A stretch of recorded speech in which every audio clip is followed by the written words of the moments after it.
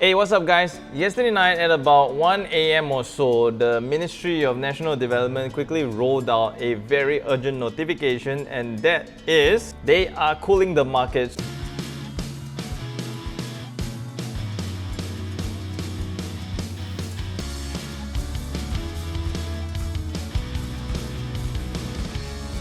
So this is a link to the report or the notification that came out, and it says measures to cool the property market December 15, 2021. So here's a link, check it out.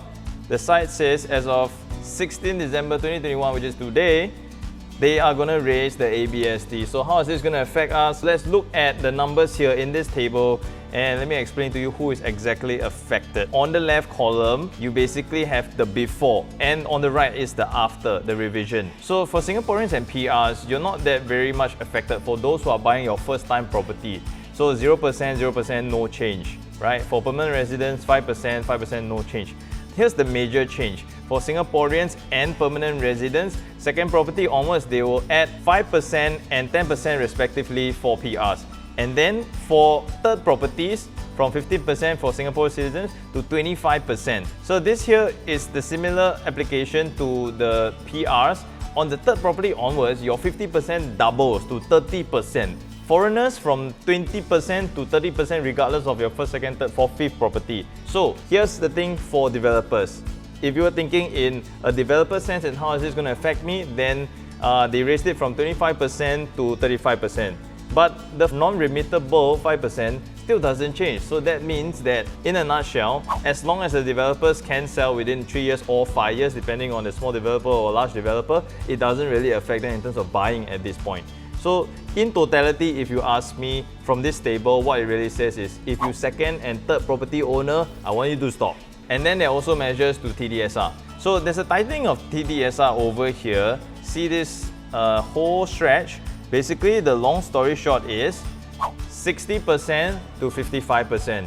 That's a signal from the government saying, hey, if you know money, I want you to be more prudent. That's going to affect a lot of people who are over leveraged, or a lot of people who want to rely heavily on borrowing. So if you ask me, 60% to 55%, the real weightage is only about a 9% difference in terms of your income, your disposable income that you can use for loans. So that's really not going to be a huge factor unless you are heavily reliant on it. So then the only loan to value that is really affecting the market is the HDB sector. So the LTV for the HDB loans will be tightened for a 5% point from 90% loan to 85%. So this is HDB loans. HDB loans, typically you can borrow up to 90%. Last time people just put 10%, can't really. Now you must put 15%.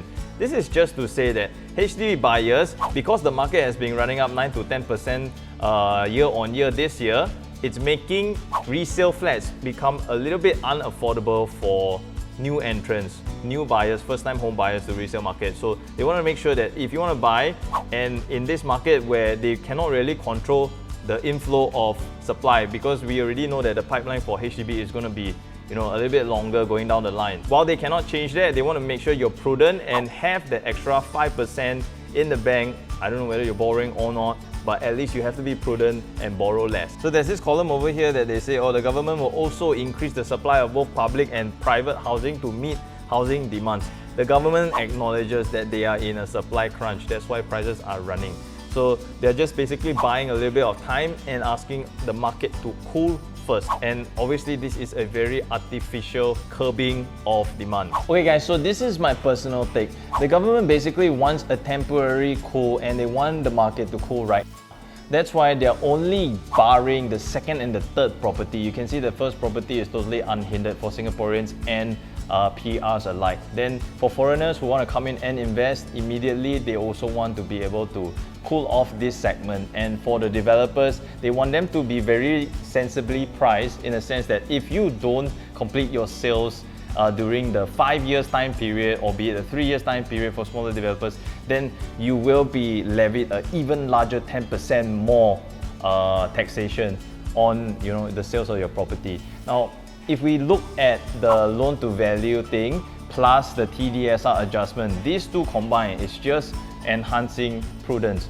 So if you ask my personal opinion, I think this is a good thing because the market has been running hot and it's inevitable that the government has to step in to stabilize it because of the exterior macro environment that's going around in Southeast Asia. A lot of Chinese funds, Indonesian funds and Hong Kong funds have been flooding into Singapore with the external factors kind of boosting our market a little bit. It's gone a little bit uncontrollable towards an upward spike. So even you can see penthouses, super penthouses selling out like 48 million and going week after week, week after week. There has to be some measure here to keep these things in check, especially when our HDB is starting to move into a range that may be unaffordable for the next generation or make it very difficult for new first-time buyers to even get into the secondary market. Let's not just discuss that they cannot even buy BTOs because BTOs may be too far ahead. The supply is seriously not enough. This also tells me that it is a high probability that the government may start to onboard our external residents into Singapore very soon. So with that in line, I would say that this could be a temporary measure. As we have seen in the cycle before, if you pull up this graph, you see that there are highs and there are lows. The red dots always cooling, the green dots again easing of cooling measures. So when the markets again become ripe and the government is with the infrastructure and the macro environment and the micro environment makes sense, I think that relaxing will come into play, but not that very soon. In the meantime, to me, my 2 cents say that this is very much appeasement of the generic public plus tightening up, ensuring that the bubble is still within good measure. Okay, then the next question that I get a lot is, what happens to the properties that I had already bought before the 16th of December and the option hasn't exercised yet? It's going to a longer option. Then the government already has put in a provision for this. Don't worry, our Jinghu know a lot of people have been buying in the past, and so if you had bought before the 16th, then your LTV still applies to the same. TDSR, there are a couple of conditions, you can read them here. You have to fulfill these conditions and then they will apply the same.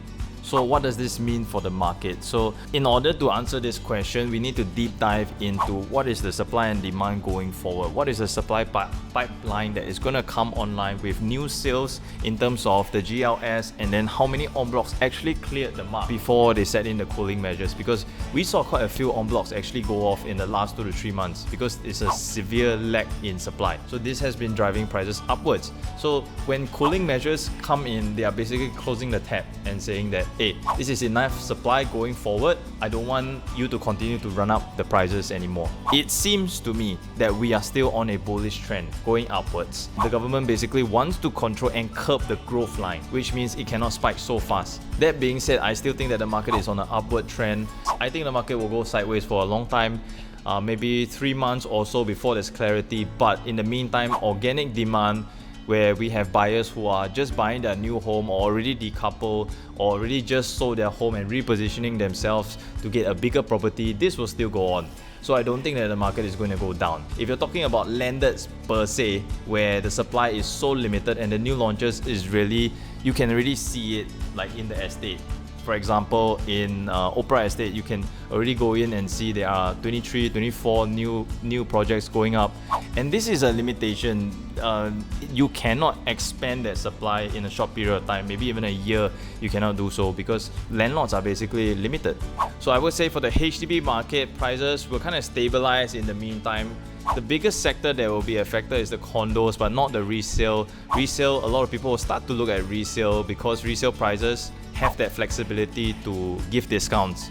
And I would say that a lot of the savvy investors will start to look towards the resale. For new launches, I think this is the sector that's going to get hit the most by this measure. And I think that demand will definitely start to slow down a little bit. Landed wise, I don't think it's going to stop anytime soon. I think it's going to bull on, but it's just going to ensure that people are more prudent with their buys. That being said, if you have any questions towards how this affects a specific sector, a specific product, a specific location per se, feel free to hit us up. In terms of supply and demand pipeline, how it affects the market trend going forward, feel free to drop your comments in the comment section below. I'm Nick Tan. I'll see you in the next video.